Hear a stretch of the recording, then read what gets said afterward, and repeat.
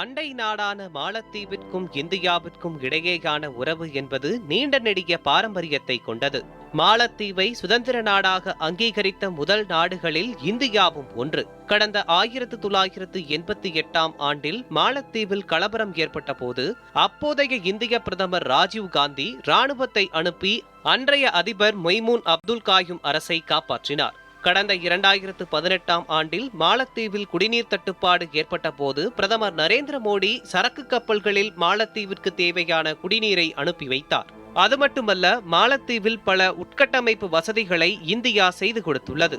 மாலத்தீவு பொருளாதார நெருக்கடியில் இருந்து மீளவும் இந்திய அரசு தாராளமாக கடன் உதவிகளை வழங்கியது. கோவிட் காலகட்டத்தில் மாலத்தீவிற்கு இந்தியாவின் தடுப்பூசிகளே உதவிகளை செய்துள்ளது.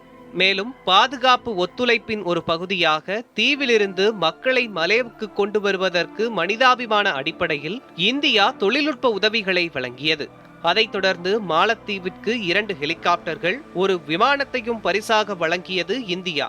இப்படி இந்தியா செய்த அனைத்தையும் மறந்த மாலத்தீவு தற்போது சீனாவின் பக்கம் சாயத் தொடங்கி இருப்பதாக கூறப்படுகிறது.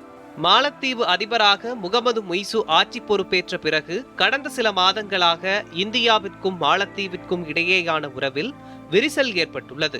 முய்சு கடந்த ஆண்டு அதிபராக பதவியேற்பதற்கு முன்னதாக தனது தேர்தல் வாக்குறுதியில் மாலத்தீவில் வெளிநாட்டு ராணுவம் இருக்கக்கூடாது, இந்திய ராணுவ குழுவை இம்மண்ணிலிருந்து வெளியேற்றுவேன் என கூறியிருந்தார். இது இந்தியாவுடனான உறவில் விரிசல் ஏற்பட தொடக்க புள்ளியாக அமைந்தது. இந்த நிலையில் சீன அதிபர் ஜி ஜின்பிங் அழைப்பை ஏற்ற முய்சு 5 நாட்கள் சுற்றுப்பயணமாக சீனா சென்றிருப்பது மேலும் பல்வேறு சந்தேகங்களை ஏற்படுத்தியுள்ளது. தற்போது மாலத்தீவு விவகாரத்தில் இந்தியாவில் இருக்கும் லட்சத்தீவு மீது தற்போது வெளிச்சம் பாய்ச்ச தொடங்கியிருக்கிறது என்றே சொல்லலாம். லட்சத்தீவு சிறந்த சுற்றுலாத்தலம் என்பதில் சந்தேகமே இல்லை. ஆனால் அதற்கு முன்பு நாம் அங்கே பல உட்கட்டமைப்புகளை உருவாக்க வேண்டும். அப்போதுதான் மாலத்தீவு மட்டுமின்றி பல சர்வதேச சுற்றுலா தலங்களுடன் நம்மால் போட்டி போட முடியும்.